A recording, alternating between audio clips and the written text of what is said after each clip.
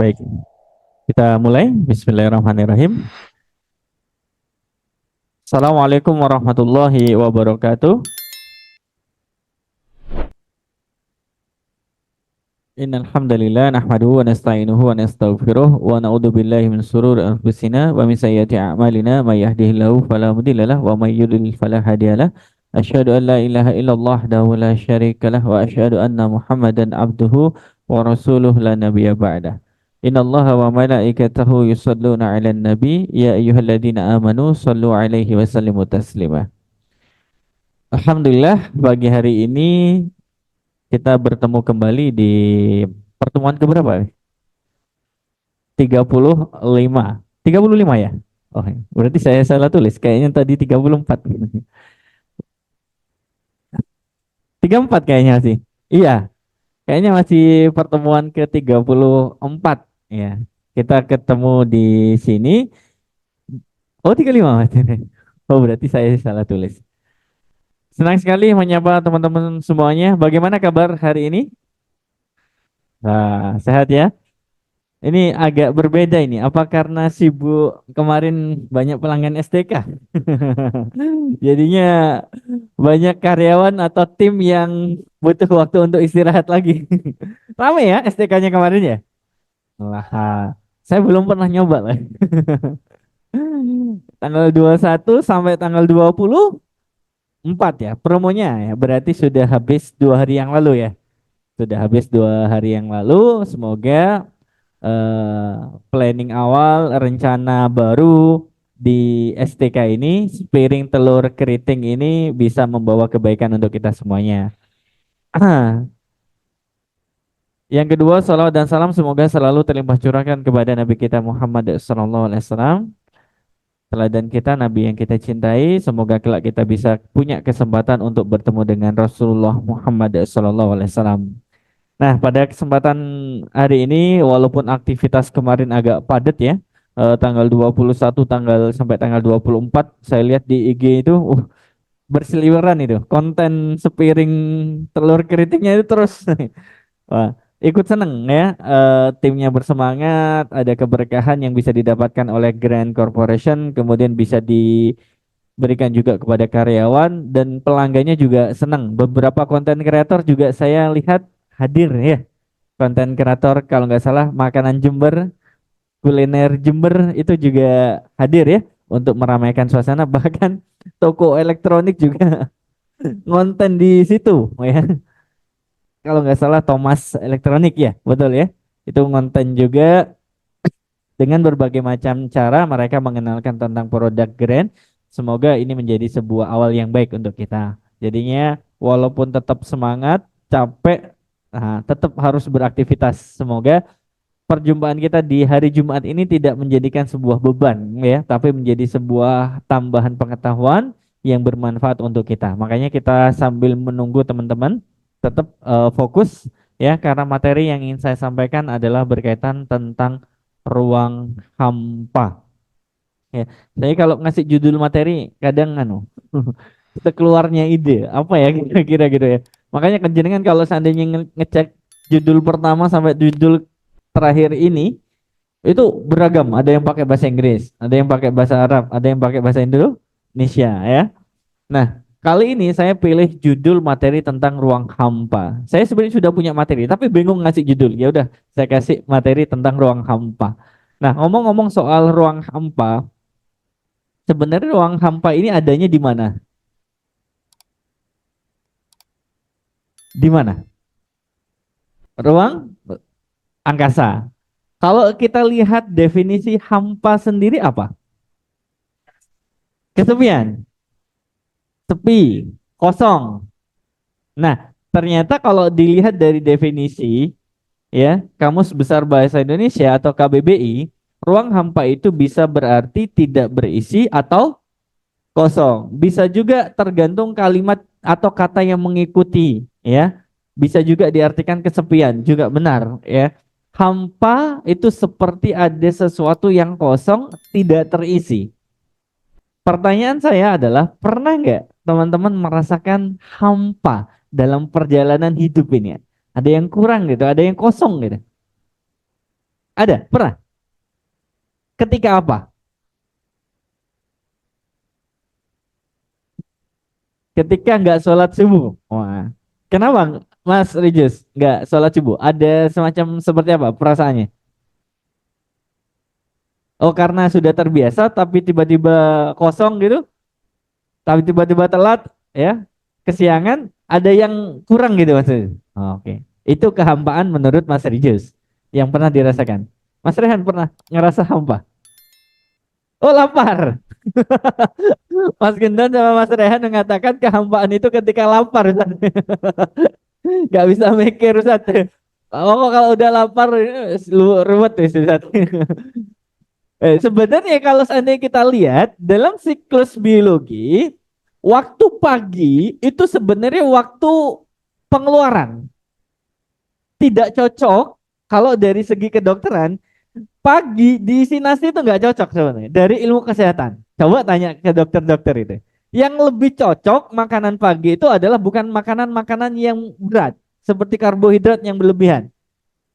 Cocok karena apa? Karena siklusnya itu adalah pengeluaran. Makanya kalau seandainya banyak di antara kita aktivitas pagi itu rata-rata sering ke kamar mandi, betul nggak? Karena siklusnya pengeluaran, metabolismenya itu dikeluarkan pada saat pagi. Makanya yang sehat itu kata dokter Zaidul Akbar juga bukan makan nasi, tapi makan-makan yang lain seperti buah, ya pisang kek dan lain sebagainya. Tapi karena perut kita Indonesia udah terbiasa jam 5 sarapan Ustaz. Ini ya, apalagi kalau sekolahnya jauh Ustaz, itu sarapan jam 5. Ya itu luar biasanya Indonesia itu perutnya bisa beradaptasi. Tapi sebenarnya dari siklus kesehatan itu yang baik tidak mengkonsumsi karbohidrat berlebih di pagi hari, ya. Cocoknya dengan buah, tapi karena kita Indonesia jadi sudah siklusnya sudah berbeda Ustaz. Ya, ilmiah dengan kebiasaan. Akhirnya kebiasaan itu yang mudah yang sudah mulai dilakukan oleh kita. Nah, ngomong-ngomong soal hampa, banyak di antara kita yang mungkin punya keadaan sendiri merasakan kehampaan hidup. Ada yang gini nggak? Seseorang itu hampa kalau seandainya dia jomblo, betul nggak? Ada nggak? Sebagian orang yang berpikir kalau dia itu tidak punya pasangan, seperti hampa hidup ini. Kemungkinan ada nggak? Sehingga dia sendiri merenung gitu, ngelihat ada orang yang berpasangan itu pengen berpasangan tapi dia nggak mampu karena dia masih belum punya pasangan. Ada nggak yang kayak gitu? Ada ya? Ada, tapi tidak semua, betul kan? Ya, hanya sebagian. Saya nggak tahu juga sebagian yang kecil atau sebagian yang besar. Ya. Nah, akan saya kupas kenapa saya membahas tentang kehampaan ini. Ini adalah sebuah ilustrasi dari kapal Titanic. Apakah benar film Titanic itu zaman panjenengan waktu sekolah masih? Iya, seneng nggak lihat film Titanic? Seneng? Bagus filmnya? Bagus. Film Titanic ini mengisahkan tentang film yang beradegan di sebuah kapal yang sangat mewah. Betul ya? Mewah ini ya. Tapi di akhir endingnya kapal ini harus tenggelam. Nah, setelah saya coba baca tentang artikel yang berkaitan dengan Titanic ini, karena memang pada waktu itu ya, kapal ini bisa dikatakan kapal yang sangat megah, mewah. Bayangkan, menurut sebuah sumber, untuk biaya pembangunan termasuk mengisi properti yang ada di dalamnya itu membutuhkan dana kurang lebih 2,4 triliun pada waktu masa itu. Tahun berapa? Nggak tahu. Sekian-sekian. Biaya pembangunan dan ngisi semua perlengkapan yang ada di kapal mewah ini itu kurang lebih sekitar 2,4 triliun atau 2.400 miliar. Bayangkan, jumlah itu besar apa sedikit? Pada waktu 1900-an. Makanya kalau seandainya di film-film Titanic itu kita melihat bahwa ada fasilitas yang sangat mewah di dalamnya, betul? Nah, ternyata setelah saya cek, tiket kelas utama berada di dalam kapal itu mencapai 61.000 US dollar, atau kalau dirupiahkan, kelas utama itu bisa dimasuki oleh orang yang rela merogoh kocek sebanyak 803 juta. Kira-kira kalau dibelikan mobil cukup nggak? Kalau misalkan mobilnya harga 100 juta dapat berapa berarti? 8. Makanya kalau saya di film itu, siapa tokoh utama aktornya? Jack ya. Jack itu ya. Dia menang taruhan, menang judi ya. Setelah itu naik. Ya. Kenapa? Karena memang tiket kelas utamanya saja itu dijangkau dengan merogoh kocek sebanyak 803 juta untuk menaiki kapal mewah ini. Dan mewah betul memang. Kalau seandainya kita lihat kemegahannya salah satu ruangan yang ada di kapal tersebut, kursi-kursinya, tata lampunya, desain interiornya, semuanya itu memang kelas atas. Mewah banget. Berarti hebat nggak orang yang membuat kapal ini? Hebat desainernya, termasuk tukangnya. Ini luar biasa. Kelas utamanya segitu. Hanya saja kita melihat sejarah secara fakta, kapal ini tenggelam pada tanggal 15 April 1912 sebelum Indonesia merdeka. Ya, bayangkan 1912 sudah ada kapal yang dibangun dengan uang 2,4 triliun rupiah. Digambarkan dalam sebuah film itu bahwa kapal ini tenggelam karena menabrak apa? Gunung es. Kenapa kok bisa nabrak gunung es? Gimana Mas Rijus? Cerobohan kapten. Kenapa kok kaptennya ceroboh? Lapar. Berarti ini human error. Betul? Akhirnya tabrakan tidak terhindarkan, secara kalkulasi korban meninggal itu mencapai 1.500 orang. Yang meninggal itu sekitar 1.500 orang. Sedangkan yang selamat untuk naik-naik sekoci kecilnya itu hanya sedikit. Ya, yang meninggal 1.500. Jumlah orang untuk 1.500 itu banyak apa sedikit? Banyak, apalagi meninggal dunia. Banyak, ya.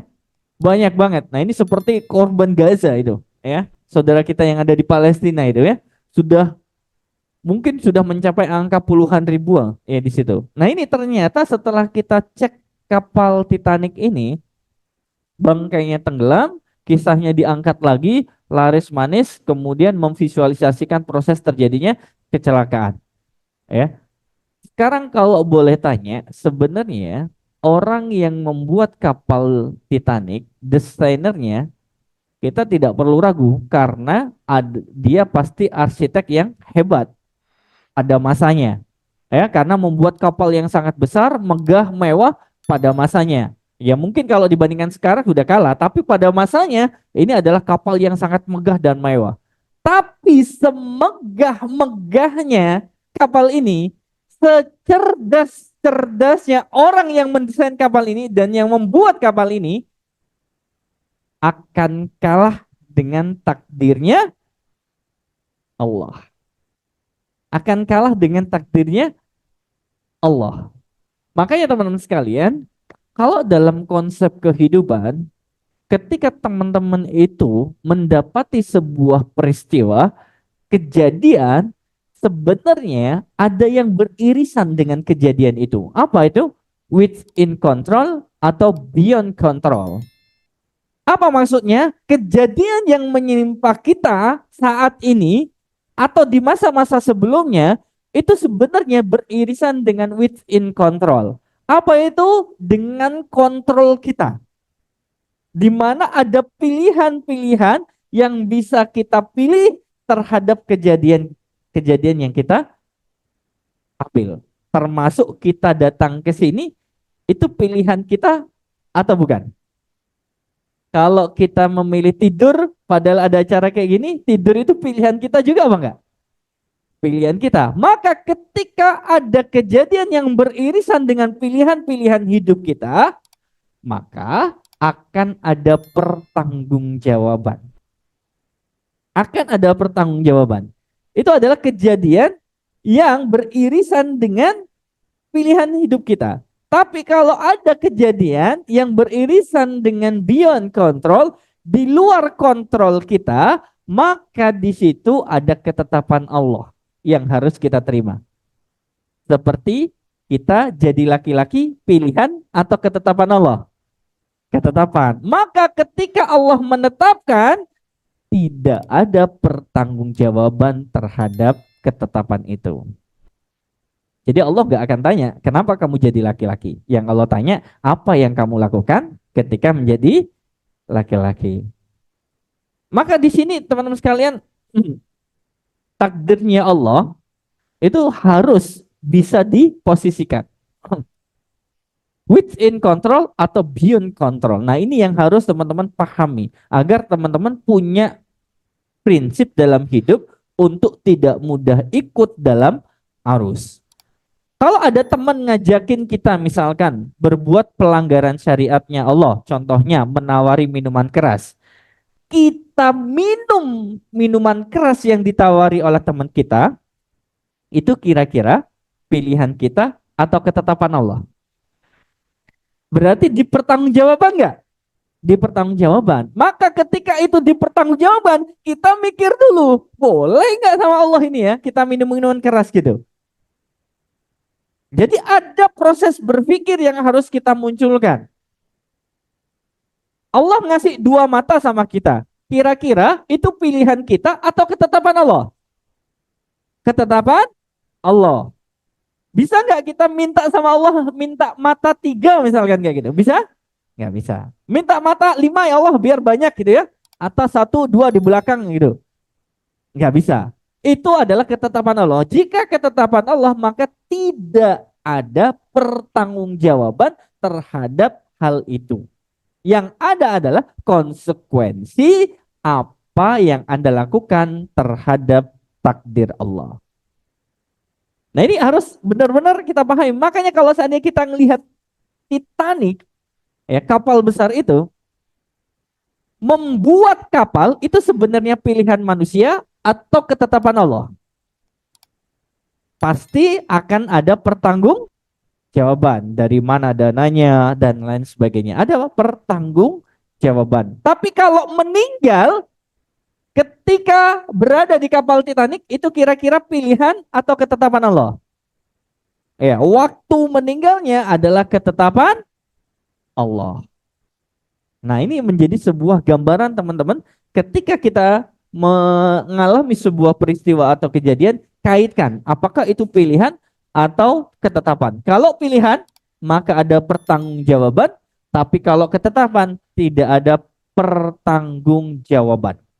Saya pernah meneliti, coba teman-teman sekalian coba baca-baca, ternyata ada 5 negara dengan tingkat bunuh diri tertinggi berdasarkan Kompas. Berita ini di Kompas. Yang pertama, negara dengan bendera berwarna kuning, hijau, dan merah. Negara apakah ini? Apa Mas Rijus? Nigeria. Ada yang lain? Nigeria. Dominasi hijau kalau Nigeria, bukan ini. Ada yang tahu? Apa? Kamerun. Yang betul Lithuania. Berarti salah kafe. Jadi peringkat pertama negara dengan tingkat kasus bunuh diri paling tinggi adalah Lithuania. Padahal populasinya hanya 2,8 juta jiwa. Tak Jember ini. Ya. Tapi tingkat bunuh dirinya tinggi. Indeksnya itu mencapai 31 atau 32 orang dibandingkan 100.000 orang. Jadi kalau seandainya ada 100.000 orang kumpul, 32-nya itu bunuh diri semua. Nggak kuat kenapa Pak kira-kira? Bayangkan, Lithuania dengan jumlah populasi penduduk seperti Jember, ya, tapi tingkat bunuh dirinya tinggi. Kira-kira kenapa ya? Orang itu kok bunuh diri? Setelah dicek, ternyata banyak yang depresi hidup di negara itu. Tahu depresi? Ya, jadi dijuluki sebagai negara paling depresi di dunia. Wah, enggak. Kemudian yang kedua, mana ini? Mana?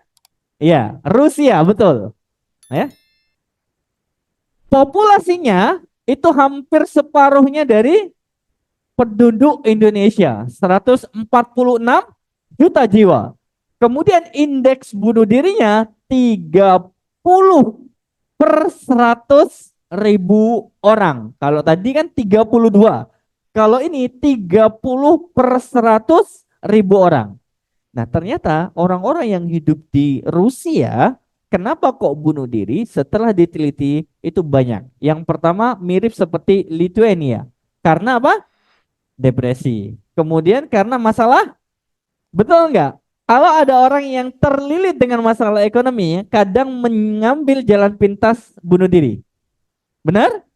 Benar. Kemudian ada masalah kesenjangan sosial, kasta di kehidupan masyarakatnya.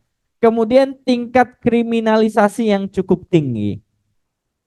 Jadi yang pertama Lithuania, yang kedua adalah Rusia. Yang ketiga adalah Guyana. Dengan populasi 782.766 jiwa, indeks bunuh dirinya itu adalah 29 orang dari 100.000 orang. Penyebab bunuh dirinya mirip dan ada tambahan karena depresi, kemiskinan atau masalah ekonomi. Karena ketambahan masalah apa ini? Pemerkosaan, pendidikan yang rendah dan pengangguran. Jadi kalau seandainya di mana Guyana itu nganggur bisa menyebabkan bunuh diri. Nganggur bisa menyebabkan bunuh diri. Kalau di Indonesia nganggur gimana kira-kira? Biasa aja Ustaz. Masih bisa ngopi Ustaz, masih bisa nyantai gitu ya. Tapi kalau di Guyana karena kebanyakan nganggur itu berpotensi untuk bunuh diri. Tapi nggak berlaku di Indonesia ya. Kemudian yang keempat adalah South Korea atau Korea Selatan ya.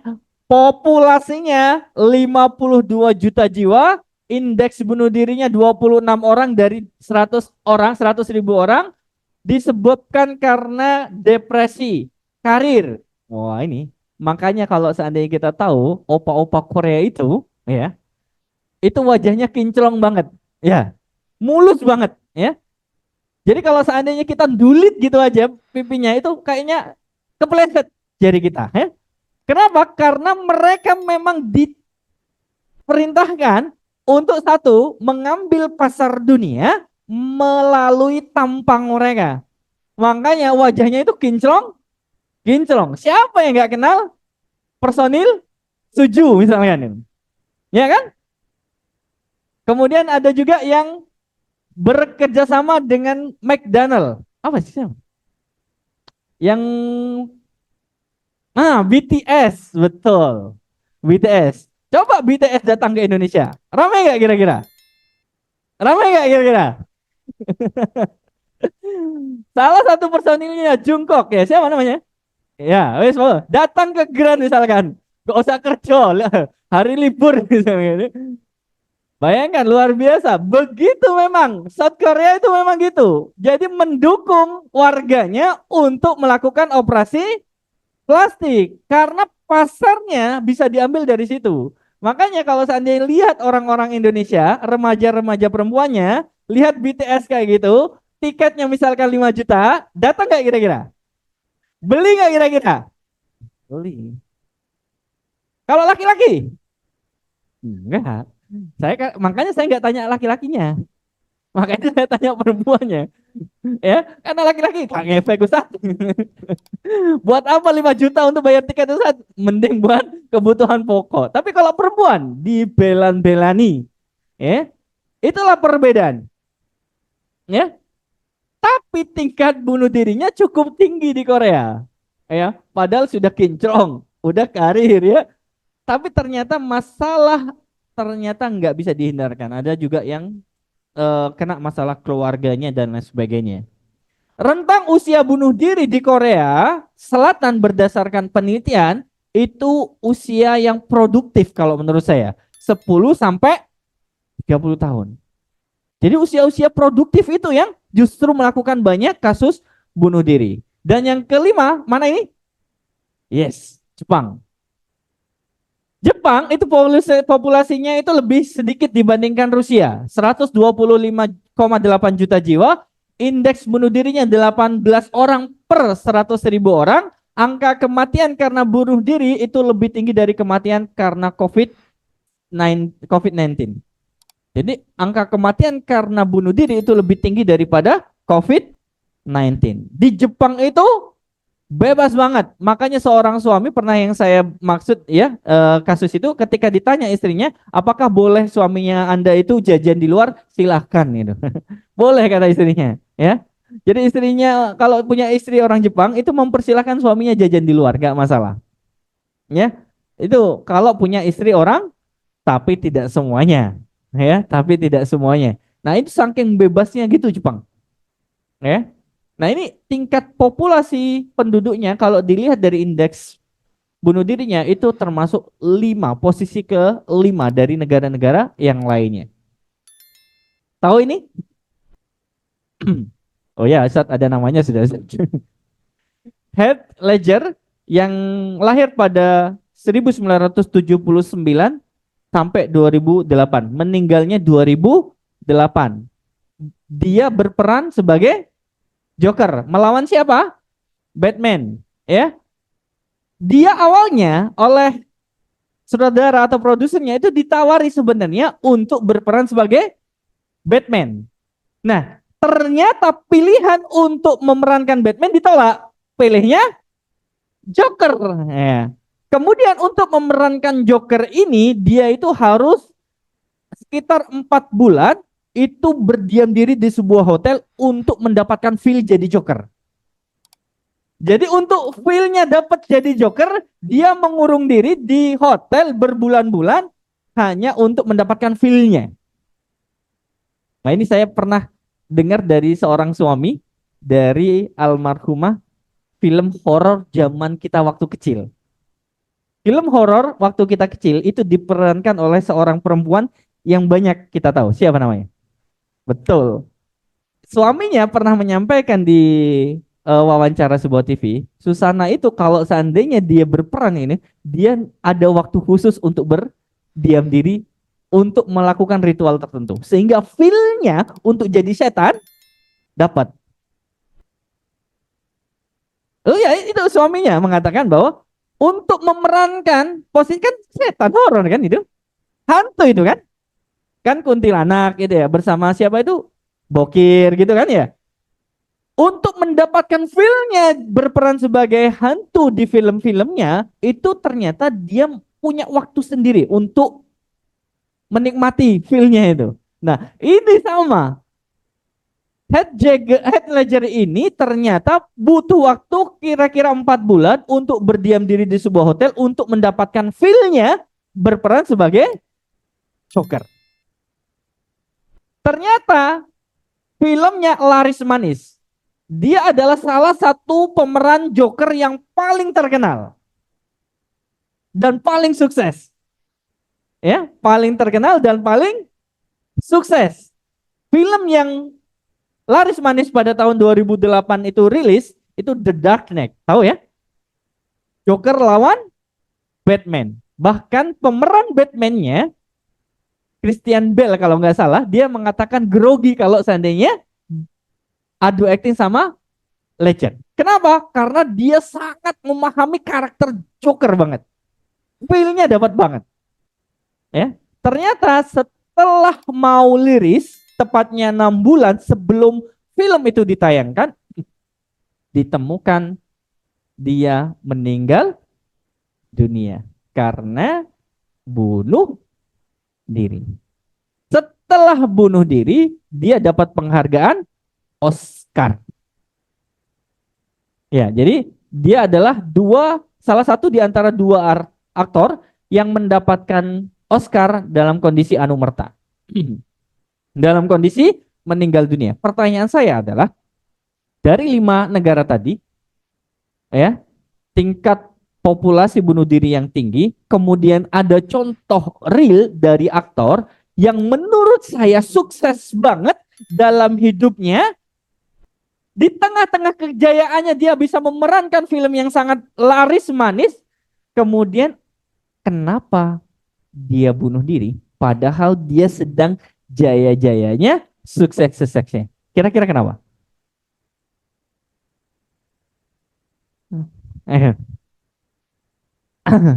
Dia lagi sukses, lagi naik daun, dia dipuji banyak orang, kritikus memujinya, pengamat film memujinya, orang sangat suka dengan karakternya, dia sudah mulai banyak dikenal orang, pendapatannya sudah banyak, apalagi? Semua kalau dilihat dari logika standar kekayaan atau kesuksesan yang diinginkan oleh orang, dia dapat, tapi kenapa kok dia bunuh diri? Kenapa? Kesepian. Sama kayak judulnya Ustadz, hampa. Tapi kan sudah punya duit ya. Tapi nggak punya istri. Iya. Saya lagi mikir ini, kenapa ya di tengah kesuksesan dia, kok dia mengambil jalan pintas bunuh diri? Padahal seharusnya orang yang kalau nggak sukses bunuh diri logis susah gitu ya. Ini sukses ini, tapi dia kok bunuh diri. Contoh lagi misalkan Whitney Houston yang hidup tahun 63 sampai 2012. Penyanyi terkenal, berawal dari gereja sampai bisa menjadi penyanyi pop tingkat dunia. Tingkat popularitasnya itu tinggi, hampir sama seperti Michael Jackson ya. Tapi dia punya vokal yang sangat bagus. Setiap kali merilis sebuah album atau lagu laris manis. Pernah bermain film laris manis sampai dia mendapatkan piala Oscar berkali-kali. Namun di tengah kesuksesannya, tahun 2012 dia meninggal dunia di bak mandi. Kenapa? Kira-kira? Karena tekanan penyakit yang dialaminya, yaitu penyakit jantung. Dan dia sedang dalam masa rehabilitasi mandiri dengan narkoboy. Pertanyaan saya, di tengah kekayaan hartanya, di tengah popularitasnya, di tengah kesuksesannya, dia mendapatkan apa yang sebenarnya bisa jadi kita inginkan, tapi kenapa dia memutuskan untuk bunuh diri? Kenapa kira-kira? Padahal sukses loh. Berarti tidak menjadi jaminan orang sukses itu hidupnya tenang. Betul nggak kira-kira? Ada nggak orang sukses yang nggak tenang? Ya ini Ustaz, dia tenang Ustaz. Makanya dia hampa hidupnya. Sehingga dia mengambil jalan pintas. Yaitu bunuh diri. Kira-kira bunuh diri itu sebenarnya takdir atau pilihan? Kalau pilihan ada pertanggungjawaban nggak ya? Ada. Ada. Ada pertanggungjawaban.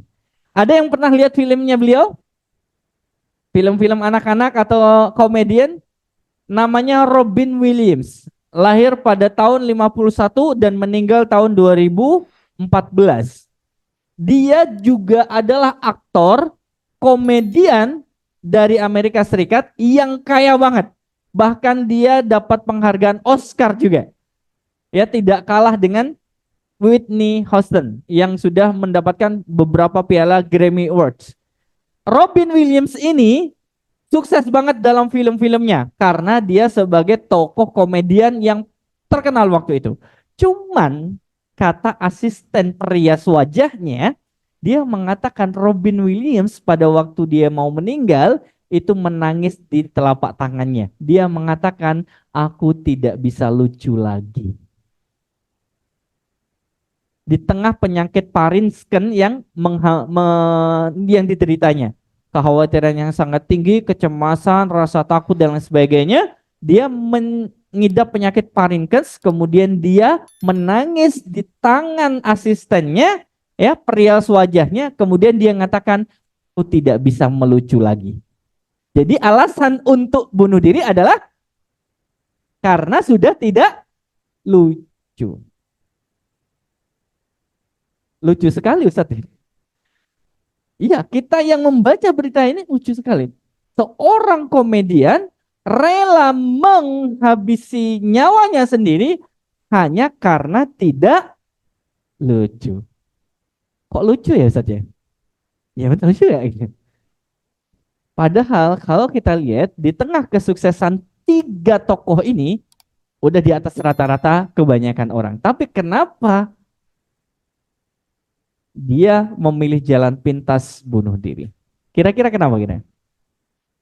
Kenapa ketiganya itu ngambil jalan pintas bunuh diri di tengah kesuksesannya? Why? Ya, monggo Mas.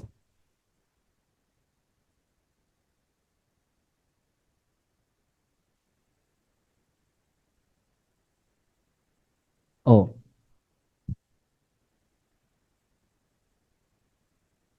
jadi semakin dia kaya, banyak duit, dia semakin susah tidur. Oh ya, semakin takut kehilangan harta-hartanya. Itu kata bandar judi. Bandar judi di mana? Oh, Masya Allah. Bandar judi yang masuk Islam. Yang Cina itu. Oh, Kohlim itu ya? Ya, yang sekarang jadi ustadz itu ya? Tuh. Tapi nggak bunuh diri. Karena sudah insaf dia. Ya, karena sudah insaf. Betul, betul, betul. Ini pengakuan. Karena bandar itu sebenarnya kadang mempermainkan perasaan orang-orang yang bermain judi. Karena yang dikasih longgar dulu, menang.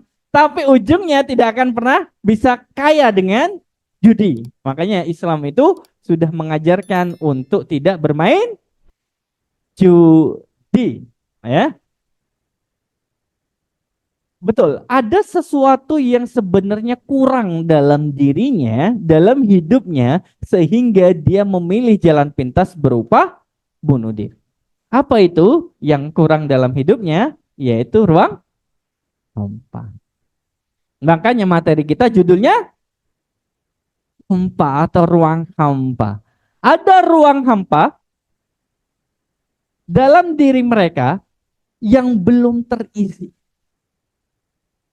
Padahal peran ruang tersebut sangat vital dan bisa berfungsi sebagai penentu sekaligus pengontrol dirinya. Di ruang hampa teman sekalian, Whitney Houston di tengah kekayaannya dia punya ruang hampa yang belum terisi. Heath Ledger di tengah kesuksesannya sudah terkenal, banyak duit, bunuh diri. Ada ruang hampa dalam dirinya.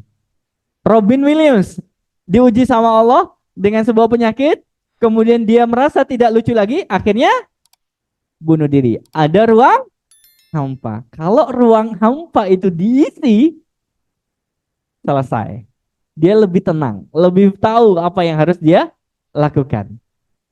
Kalau seandainya kita lagi buntu masalah, menyendiri terus gitu misalkan, bisa-bisa banyak di antara kita yang juga melakukan bunuh diri.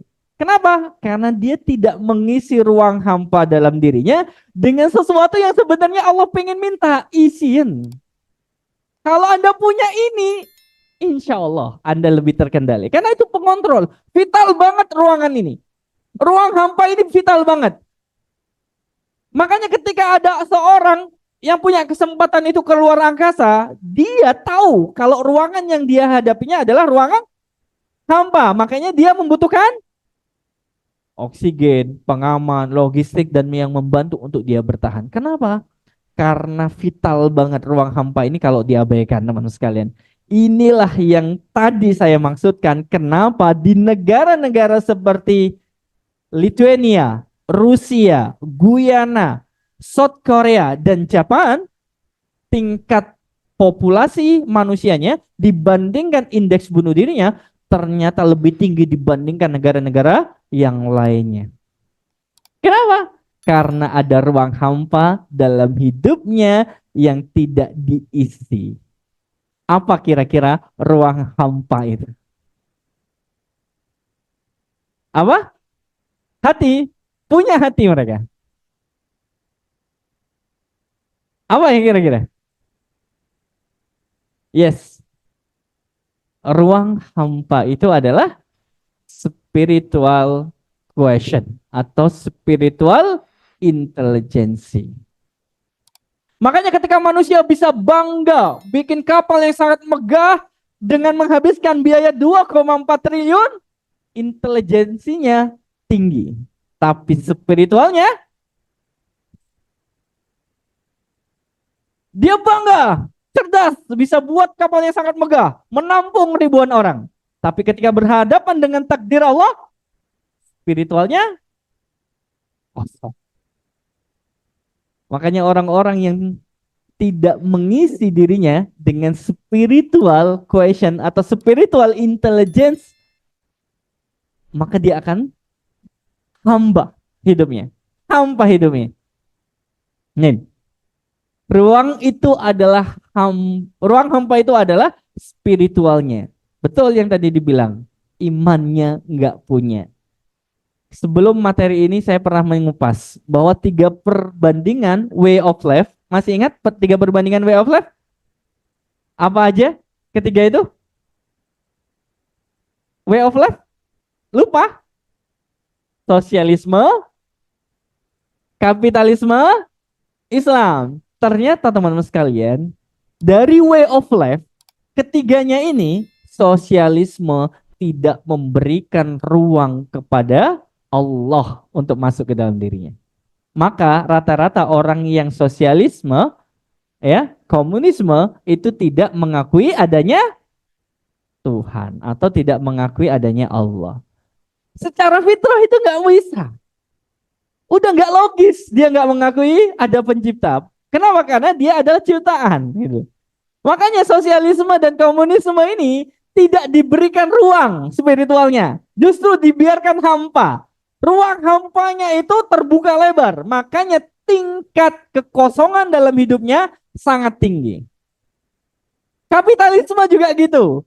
Dia hanya memberikan separuh ruang untuk spiritual, tapi tidak boleh ikut campur dalam kehidupan. Makanya orang-orang yang menggunakan kapitalisme sebagai way of life-nya, dia akan pilah dan pilih.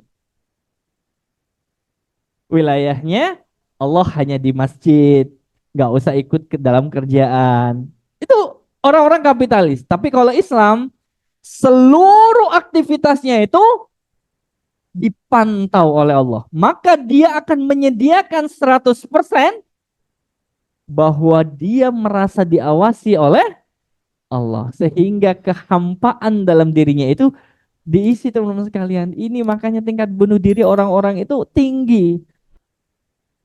Gak kuat menghadapi hidup. Seakan-akan ujian hidup yang terbesar adalah dia. Padahal bukan. Bukan teman-teman sekalian. Jadi ujian hidup seseorang itu sama-sama. Sesuai dengan kadar keimanannya. Makanya kalau seandainya kita lihat anak SMP ketika ujian untuk kelulusan naik ke level SMA, soal-soal yang akan diberikan adalah soal-soal level SMP.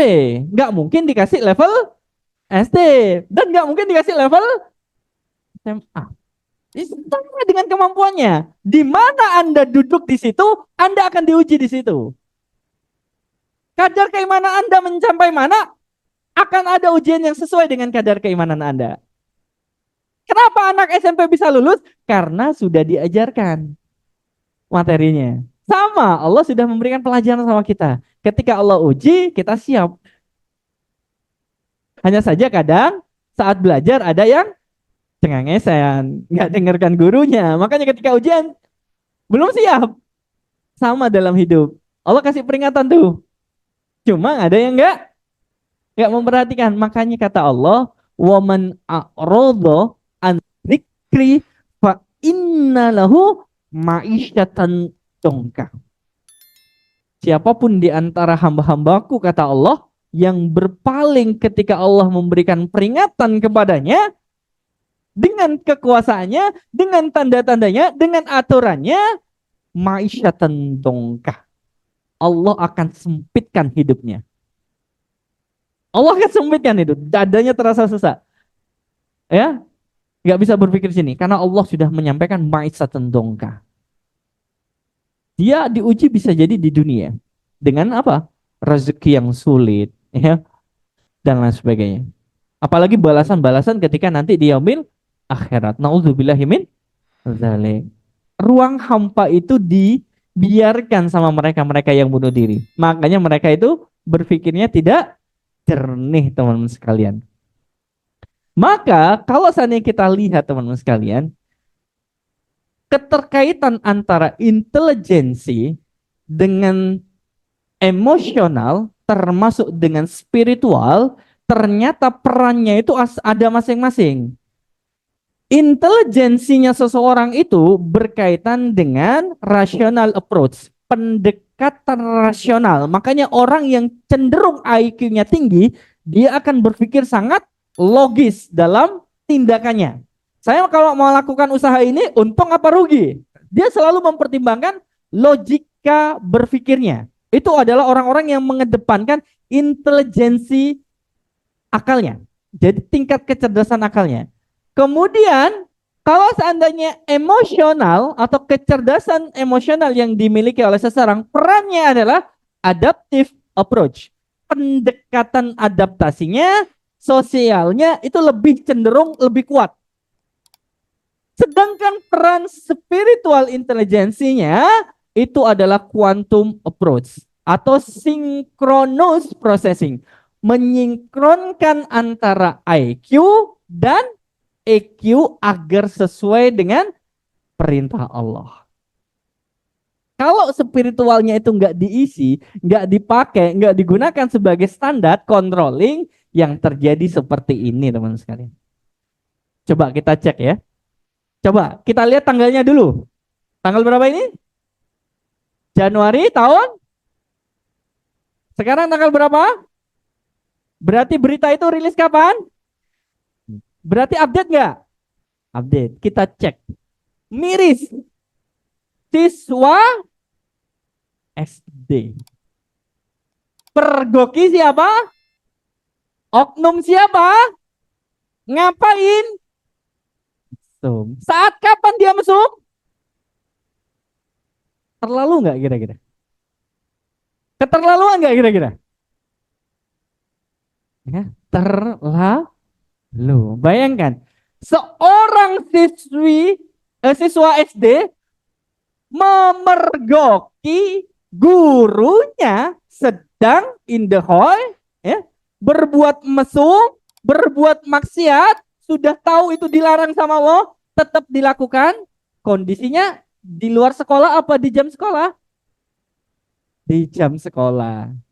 Jadi dia sedang menerangkan pelajaran biologi kepada anak SD-nya. Bayangkan, anak SD sudah melihat fakta seperti itu, teman-teman sekalian. Di mana? Sekarang saya tanya, kalau dikaitkan dengan IQ, guru itu pintar nggak? Pintar. Dia adalah orang yang terdidik. Tapi kalau orang mengandalkan intelijensinya, kecerdasan berpikirnya saja, tapi tidak dengan spiritualnya, yang terjadi kayak gini. Karena terus, makanya ruang hampanya itu dibiarkan tidak terisi. Aja bayangkan, seorang guru loh, pendidik loh. Seandainya jenengan yang menjadi kepala sekolah, apa yang jenengan lakukan? Apa yang jenengan lakukan? Dinaikkan pangkat atau dipecat? Seandainya putra putri panjenengan sekolah di sana. Apa yang Anda lakukan?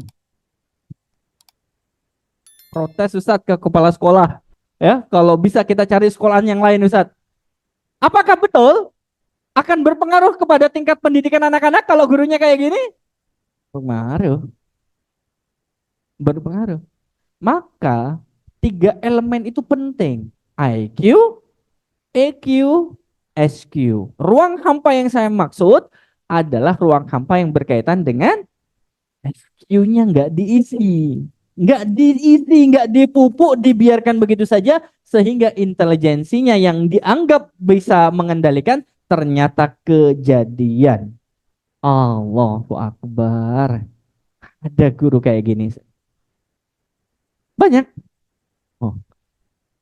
Kemudian kita lihat beberapa tahun yang lalu. Yuk kita baca judulnya ya. 1, 2, 3. Cemburu berujung maut. Jadi bisa ya. Cemburu itu menjadi pemantik untuk tindakan kriminalisasi. Pemuda di Banyu Asin, ngapain dia? Bunuh. Bunuh pacar dan kakak perempuannya. Ya kan? Jadi ada seorang pemuda di Banyu Asin tahun 2022, dia membunuh pacarnya, kemudian membunuh kakaknya. Bisa gitu. Padahal secara emosional dia sudah dapat kasih sayang dari pasangannya. Ternyata setelah saya baca berita apa yang terjadi, kenapa kok kakaknya juga ikut-ikutan? Karena pemuda ini memergoki langsung kakaknya dan adiknya berhubungan sesama jenis. Kan? Nauzubillahi min. Padahal secara EQ mereka itu sudah dapat kasih sayang dari pasangannya. Tapi ternyata di balik itu pasangannya menyukai sesama jenis. Sesama jenisnya adalah kakak kandungnya sendiri. Akhirnya karena ruang hampanya tidak terisi, muncullah keinginan untuk menghabisi. Nggak dipakai ini. Ruang hampanya dibiarkan begitu, ngandalan emosionalnya saja, ya ini jadinya. Ini jadinya. Di satu sisi kita juga bingung, saya juga kadang. Kok banyak banget permasalahan anak muda sekarang? Yuk kita baca lagi. Apa ini? Cemburu. Wah itu kalimatnya hampir sama itu dari tadi. Cemburu berujung maut. Pelaku menganiaya pacar baru dari si mantan hingga tewas. Ingat.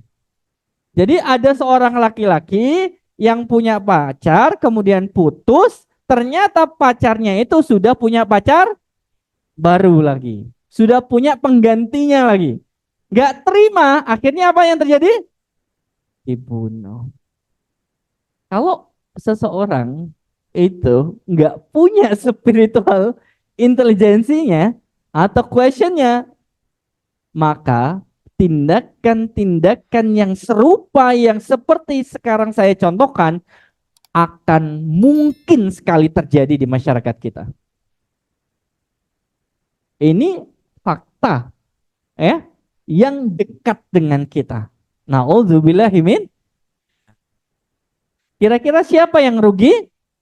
Apakah keluarganya juga akan menanggung kerugian? Ya, kerugian moral. Betul?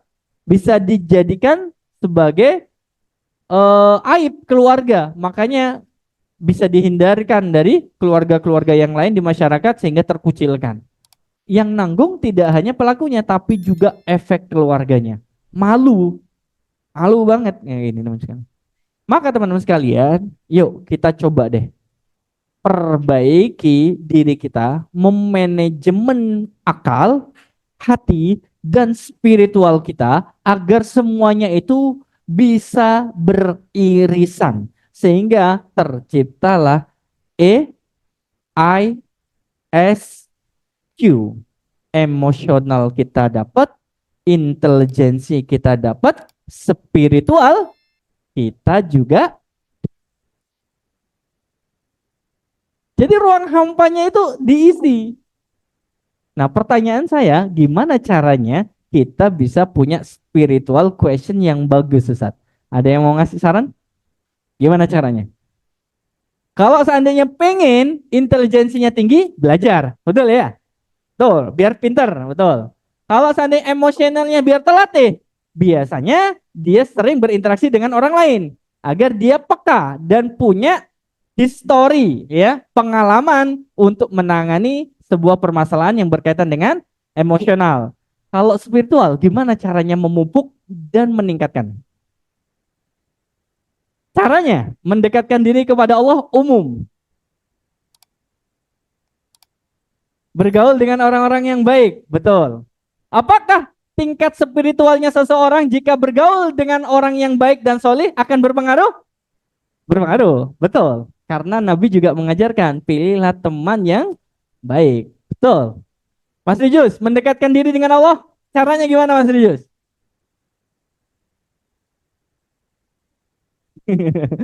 Itu umum Mas Rijus. Spesifikasinya gimana caranya spiritual kita terlatih? Menjalankan kewajiban. Bagus, benar. Itu spesifik. Waktunya sholat, ya sholat. Kemudian apakah kita tetap masih butuh forum ini? Apakah ada tingkat spiritual yang sudah mulai naik di dalam diri kita? Ya. Nggak hanya volume ini. Apapun Anda bisa lakukan di rumah, di masjid, di musola, di tempat pengajian, dimanapun bisa. Karena spiritual itu butuh dilatih. IQ butuh dilatih, EQ butuh dilatih, SQ juga butuh dilatih teman-teman sekalian. Nah ini saya sampaikan teman-teman sekalian. Allah itu kadang memilih kita untuk dikasih ujian. Itu sebenarnya kadang Allah itu ingin memberikan pahala yang besar bagi kita. Makanya Allah itu tidak akan membiarkannya seorang hamba masuk surga begitu aja tanpa diuji. Allah sudah nyampaikan di Al-Quran. Ya, Anda akan mendapatkan ujian yang mirip seperti orang-orang yang terdahulu. Jadi kalau seandainya kita lihat ujian yang paling berat ini adalah ujian siapa kira-kira? Nabi dan Rasul. Yang kedua adalah ujian orang-orang yang mengikuti aktivitas yang mirip seperti Nabi atau Rasul. Makanya orang-orang beriman itu kadang dapat jatah pahalanya di sini, teman sekalian. Nabi SAW dalam riwayat Imam Ibnu Majah menyampaikan yang artinya sesungguhnya pahala besar itu diberikan kepada seseorang sebagai balasan karena Allah memberikan ujian yang sangat berat. Tapi kita harus paham, la yukallifullahu nafsan illa usaha. Allah itu akan memberikan ujian sesuai kadarnya. Artinya, Allah itu akan memberikan kesempatan untuk sukses dalam ujian itu. Seberat-beratnya ujian. Sungguh jika Allah mencintai suatu kaum, kata Nabi, maka Allah akan menimpakan ujian kepada kaum itu. Allah kasih tuh ujian hidupnya. Ekonominya kadang diuji sama Allah. Kemudian kehidupan rumah tangganya akan diuji sama Allah. Kadang diuji dengan anaknya. Kadang diuji oleh mertuanya. Kadang diuji oleh orang tua kandungnya sendiri. Kadang diuji oleh saudara kandungnya sendiri. Dan kadang diuji oleh kerjaannya. Ya, banyak ujian Allah itu. Namun perlu kita perhatikan. Kata Nabi, barang siapa yang ridho menerima hal itu, maka ia akan meraih ridhonya Allah. Dalam konsep the way of life kemarin, bahwa puncak atau standar kebahagiaan menurut Islam itu ketika Allah ridho dengan apa yang kita lakukan. Berkorelasi dengan way of life. Barang siapa yang tidak suka terhadap ketetapan Allah, maka Allah pun akan murka dengan itu. Jadi kadang teman-teman sekalian, kalau seandainya hidup kita sekarang itu landai, enak Ustaz, semua kebutuhan tercukupi, anak-anak sehat, istri bahagia, bisa shopping, bisa belanja, semuanya oke Ustaz. Pertanyaan saya, beberapa bulan ke depan, apakah kondisinya akan sama atau ada kemungkinan Allah akan mengujinya? Ada kemungkinan nggak Allah mengujinya? Allah ada. Ya. Ujian itu akan selalu menghampiri seseorang. Tapi ketahuilah ada pahala yang besar di sana teman-teman sekalian.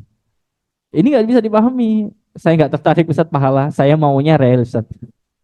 Orang itu kadang gitu. Makanya kalau seandainya ada yang menjalankan sholat, kenapa kok nggak sholat? Karena nggak ada sesuatu yang dia dapatkan secara langsung. Kalau diiming-iming pahala, nggak mempan. Ya, coba kalau seandainya sholat duhur, semua karyawan Grand. Kalau seandainya ada yang sholat duhurnya berjamaah dan semuanya tepat waktu, maka akan diberikan 5 kilogram beras setiap bulan. Kira-kira sholat semua nggak? Yang muslim. Sholat semua nggak? Belum duhur sudah ngambil wudhu. 5 kilogram saat gitu. Lumayan gitu. Iya itu manusia fitrahnya kayak gitu pikirannya. Kalau terlihat dia semangat, kalau nggak terlihat dia nggak semangat. Makanya Allah mengatakan ada filtrasi, ada filter untuk menyaring siapa yang sebenarnya yakin dengan Allah dengan yang tidak itu. Bayangkan itu, ya. Tapi itu permisalan, bukan anjuran ya. Jadi Pak Didit nggak perlu menyediakan 5 kilogram beras ya. Jadi itu adalah sebuah gambaran teman-teman sekalian. Salah. Jadi sabar dengan ujian yang Allah kasih. Apapun yang Allah kasih sama kita, ada yang terbaik. Yang terbaik. Tapi kalau seandainya ruang kampanye itu dibiarkan kosong, dia tidak akan punya pesan makna ini, teman-teman sekalian. Makanya ketika ada musibah, kita harus berpikir sebenarnya, kira-kira musibah yang Allah datangkan kepada kita termasuk yang mana? Ujian, teguran, atau na'udzubillahi min dzalik. Terus begini, kalau ujian menimpa seseorang, musibah menimpa seseorang, coba pikirkan. Musibah yang Allah kasih sekarang, kemarin, atau yang akan datang, kira-kira masuk level ujian, atau teguran, atau azab. Anda harapannya yang mana? Ya. Anda berharap nggak ditegur sama Allah? Ya. Yang paling minimal disukai adalah, yang paling berat adalah azab teman-teman sekalian. Ingat, azab Allah itu tidak ada yang tahu. Allah yang berhak menentukan kepada siapa dia mengazab atau tidak. Allah kalau mengazab kaum-kaum terdahulu itu langsung. Mati ya mati. Allah kalau seandainya langsung memberikan azab kepada umat-umat terdahulu yang ngeyel sama nabinya, pernah kita bahas pada waktu materi kaum Nabi Nuh, ya kan ya? Ngengkel, sudah ada nabi di situ untuk nyuruh naik bahtera, nggak mau, Allah langsung timpakan. Nggak peduli dia anak Nabi Nuh atau enggak. Nggak peduli dia istri Nabi Nuh atau enggak. Kalau Allah sudah menentukan azabnya turun, nggak ada yang bisa ngalangin. Termasuk Nabi pun nggak ada yang bisa ngalangin. Tapi na'udzubillah min dzalik, semoga musibah itu bukan, kalaupun sementok-mentoknya adalah teguran. Agar kita itu sadar bahwa kita sudah terlalu jauh dari Allah. Kita sudah terlalu jauh hubungannya sama Allah. Makanya kadang Allah butuh menegur kita, mengingatkan. Dan mungkin level yang paling minimal yang kita pilih adalah ujian, teman sekalian.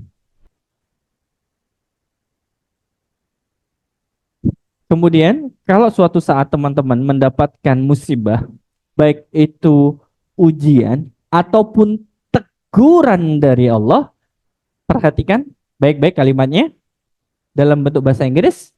Don't jump to conclusion. If you want to minimize confusion, don't jump to conclusion. When a problem comes to you, take the time to think it through. And whatever else you do. Apa pesan dari Adair Thomas? Beliau menyampaikan, jika Anda ingin meminimalisir kebingungan terhadap masalah hidup yang Anda alami, don't jump to conclusion. Jangan langsung menyimpulkan. Ketika sebuah problem datang kepada Anda, maka sediakan waktu sebentar untuk berpikir. Dan lakukan apa yang Anda bisa lakukan. Jangan langsung menyimpulkan. Tapi pikirkan kenapa Allah ngasih ujian kepada kita. Apa ya maksud Allah itu? Kok bertubi-tubi Allah hantam kita? Coba, makanya Islam mengajarkan kepada kita bertafakkur dan bertadabbur. Berpikir, kemudian coba merenungi apa yang Allah maksudkan terhadap ujian-ujian hidup kita. Itu penting itu teman-teman sekalian. Maka ada rumus pasti dari saya yang bisa Anda gunakan. Apa rumus yang pertama? P, yaitu pause, ambil jeda. Karena saya tanya teman, yang pernah berkendara mobil, kemudian ketika hujan deras, wipernya mati. Atau apa itu, pembersih kaca yang ada di depan itu mati. Ketika hujan deras, satu hal yang logis yang bisa dilakukan oleh pengendara itu kira-kira ngapain? Minggir dan kalau seandainya dia wipernya mati, hujan deras, menghalangi pandangan nggak? Kemudian dia terobos lagi jalannya, resiko nggak? Maka hal logis yang bisa menyelamatkan dirinya apa? Berhenti. Begitu juga dengan saran saya. Pause. Ambil jeda dulu, jangan paksain jalan. Tapi berhenti dulu. Kalau kita tidak punya wiper, untuk memudahkan kita melihat pandangan kita agar bisa jalan ke depan, berhenti. Artinya kalau kita punya banyak dosa sama Allah, berhenti dulu, jangan diterusin. Bukan gak ada jalan, ada. Kalau ada paksain, beresiko. Maka ketika kita punya banyak dosa sama Allah, kemudian ditimpai musibah sama Allah, berhenti. Coba berhenti dulu, ambil jeda dulu untuk berpikir. Paham maksud saya? Kemudian yang kedua, acceptance, yaitu terima dan nikmati apa yang Allah takdirkan sama kita. Terima aja apa yang Allah kasih sama kita. Kemudian yang ketiga, set up, atur ulang. Berhenti, pikirkan, renungi, kemudian kalau sudah memang takdirnya, nikmati, terima saja. Ridho. Dan yang kedua, yang ketiga, set up. Coba deh, atur ulang gimana memperbaiki yang salah-salah sebelumnya itu. Set up. Pergi ke bengkel kalau wipernya mati. Benerin dulu wipernya, baru jalan. Kemudian yang keempat, top priority. Fokus kepada prioritas hidup yang Anda akan jalani. Dan yang terakhir, insight atau ambil hikmahnya. Jadi kalau ada musibah, coba rumus pasti ini terapin satu persatu. Insya Allah teman-teman akan bisa memahami. Apa itu insight? Ambil hikmah. Gini teman-teman sekalian, ketika Allah menguji, menghantam kita dengan berbagai macam ujian, orang yang punya pemikiran bagus, maka dia akan insight. Apa itu? Ambil hikmah. Hikmah apa? Pesan cinta. Temukan pesan cinta yang Allah berikan, yang tersimpan dalam setiap peristiwa yang kita alami. Jadi kalau orang itu bisa mengambil pesannya Allah terhadap ujian yang menimpa dirinya, itu enak banget ketika dia mendapatkan ujian. Jadi kalau seandainya kita itu sulit untuk mengambil hikmah, maka kita pun sulit untuk bersikap, teman-teman sekalian. Hikmah apa di balik musibah itu? Yang pertama, bisa jadi Allah ingin mengingatkan kita, udah lama ini, Chandra nggak berdoa ini. Allah kasih musibah tuh.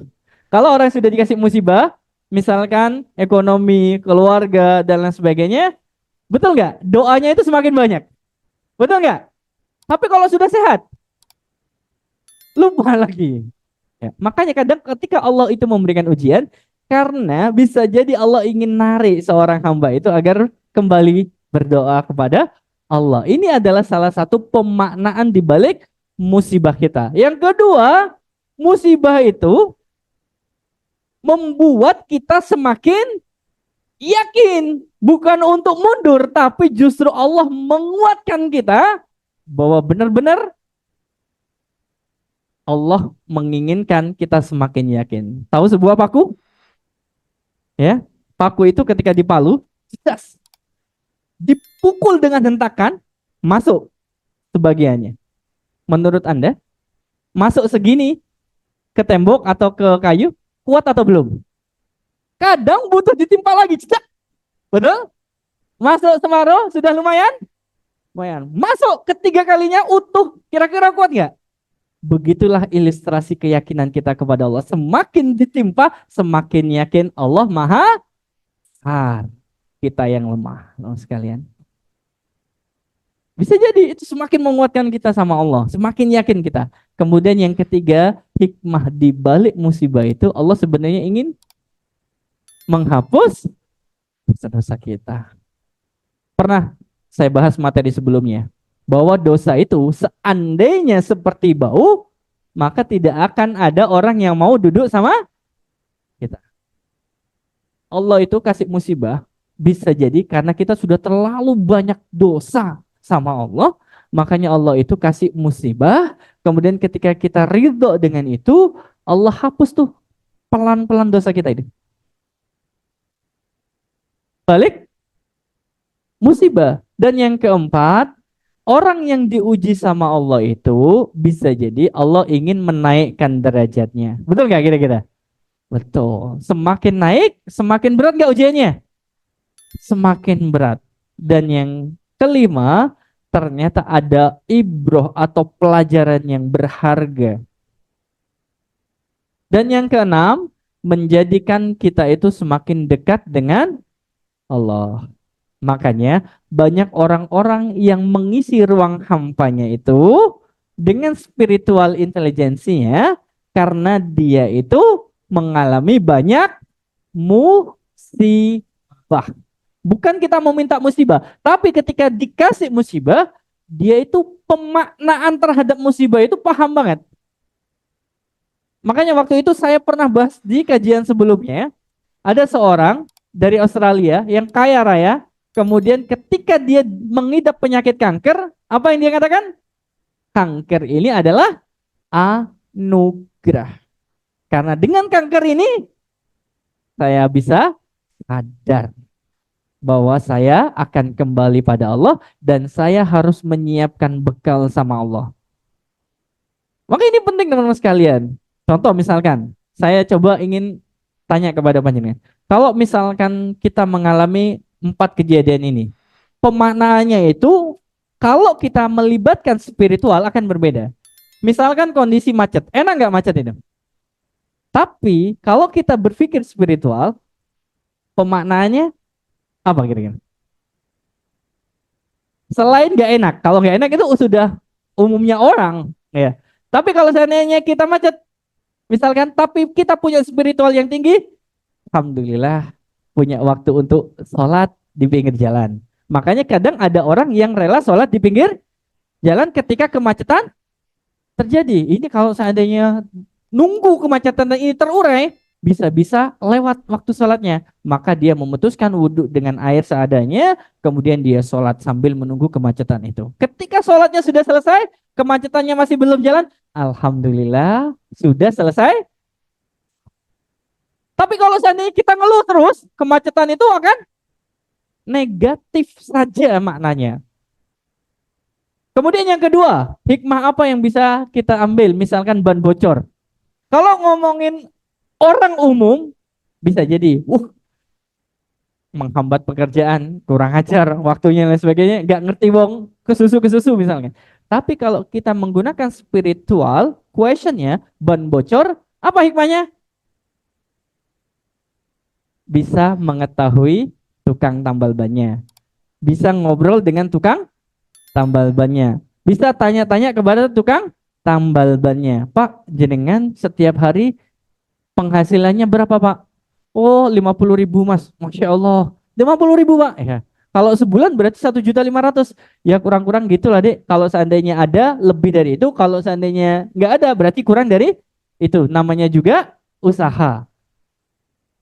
Jadi ada hikmah yang lain. Jadi kita kenal. Oh, Bapak ini misalkan adalah orang yang layak dibantu. Sehingga kalau seandainya Ramadan tiba, Anda itu mau zakat secara langsung, datang aja ke Bapak ini. Ya, aja. Ya, karena misalkan dia adalah orang yang termasuk 8 asnaf itu. Jadi ada hikmah. Apa hikmah yang bisa kita ambil dari sakit? Umumnya orang kalau sakit itu gak suka, betul? Banyak keluhan. Tapi kalau seandainya kita berpikir dengan spiritual, apa yang kita lakukan ketika sakit? Pikirannya istirahat. Pikirannya di balik sakit ini ada apa? Iya, menggugurkan sebagian dosa-dosa kita. Allah pengen kita pause, stop dulu. Kamu itu terlalu liar. Ya, Allah kasih sakit kan ini. Ya, Allah kasih sakit. Untuk apa? Banyak doa. Ya Allah, sembuhkanlah ya. Kemudian, ternyata setelah saya sakit ada hikmahnya ya apa? Teman-teman yang jarang sekali ke rumah saya, ke rumah akhirnya. Berarti sakit ini membawa kebaikan. Buktinya teman-teman nggak pernah datang ke rumah, tiba-tiba datang ke rumah. Ya, akhirnya kita semakin lebih dekat. Banyak. Kalau pemaknaannya itu disertai dengan spiritual yang bagus, maka akan bagus. Misalkan lagi dipecat. Dipecat itu enak nggak kira-kira? Nggak enak. Tapi ketika kita menggunakan spiritual berpikir yang bagus, maka dia akan mengatakan ada ibroh, ada pelajaran. Ternyata ketika saya dipecat, gaji saya lebih tinggi di perusahaan yang lain. Nafkahnya lebih tercukupi. Tapi kalau saya dipecat, nggak enak Ustaz. Betul, tapi kita serahkan sama Allah. Ya, kita serahkan sama Allah pasti ada hikmahnya. Terakhir, teman-teman sekalian, warna. Ada quotes dari kami, jadikan hidup Anda lebih berwarna dengan tepat memberi makna dari setiap kejadian yang menimpa. Jadi maknai kejadian yang menimpa kita dengan pemaknaan spiritual sehingga kita bisa benar-benar kuat ketika mendapatkan ujian dari Allah Subhanahu wa taala. Maka sekarang saya tanya, judulnya kajian kita apa hari ini? Ruang hampa. Mau ruangan itu terisi dengan cara